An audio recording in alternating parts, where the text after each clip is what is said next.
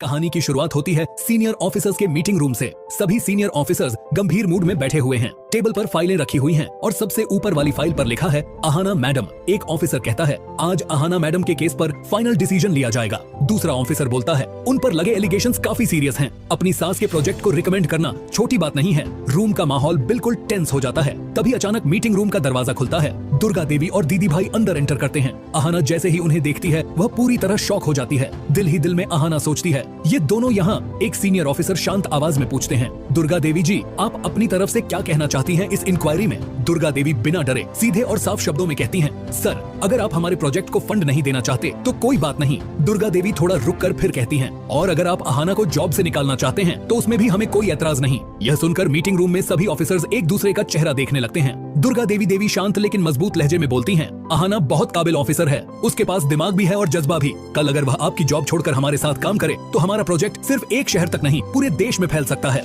अहाना की आंखें भर आती हैं। उसे यकीन नहीं होता कि उसकी सासू माँ उसके लिए इतना मजबूत स्टैंड ले रही हैं। एक सीनियर ऑफिसर गंभीर लहजे में कहता है हम आपकी बात समझ रहे हैं दुर्गा देवी जी, लेकिन फाइनल डिसीजन लेने के लिए हमें थोड़ा वक्त चाहिए। फिर ऑफिसर्स दुर्गा देवी और अहाना से कहते हैं आप दोनों अब घर जा सकती हैं। मीटिंग रूम का दरवाजा बंद होता है और ऑफिसर्स आपस में चर्चा शुरू कर देते हैं। दूसरी तरफ बड़े घर का सीन। जैसे ही अहाना घर आती है पोल्टू उस पर चढ़ जाता है। पोल्टू गुस्से में बोलता है वाह अहाना वाह, ऑफिस में भी ड्रामा और घर में भी ड्रामा। सुन लिया मैंने, तुझे जॉब से निकालने वाली मीटिंग हो रही है। ठाकुर जी भी तीखी नजरों से अहाना को देखते हैं। पोल्टू अर्जुन और ठाकुर जी के सामने बोलता है ये लड़की नंबर 1 घोटालेबाज है, सास के नाम पर फंड लूट रही है। अर्जुन शॉक हो जाता है। अहाना का गुस्सा कंट्रोल से बाहर होने लगता है। अहाना सख्त आवाज में बोलती है पोल्टू दा आप ज्यादा बकवास मत करें, सच जल्द ही सामने आ जाएगा। तभी घर का दरवाजा जोर से खुलता है। सब लोग पलट कर देखते हैं। गांगुली सर घर के अंदर एंटर करते हैं। उनके हाथ में एक फाइल और एक लिफाफा होता है। पूरे घर में सन्नाटा छा जाता है। गांगुली सर सीधे दुर्गा देवी के पास जाते हैं और कहते हैं दुर्गा देवी जी आपका प्रोजेक्ट रीअप्रूव हो चुका है। फिर वह लिफाफा आगे बढ़ाते हुए बोलते हैं और ये रहा 7 लाख रुपए का फंड वाला चेक। पोल्टू और ठाकुर जी के चेहरे का रंग उड़ जाता है। अहाना और दुर्गा देवी की आंखों में खुशी के आंसू आ जाते हैं।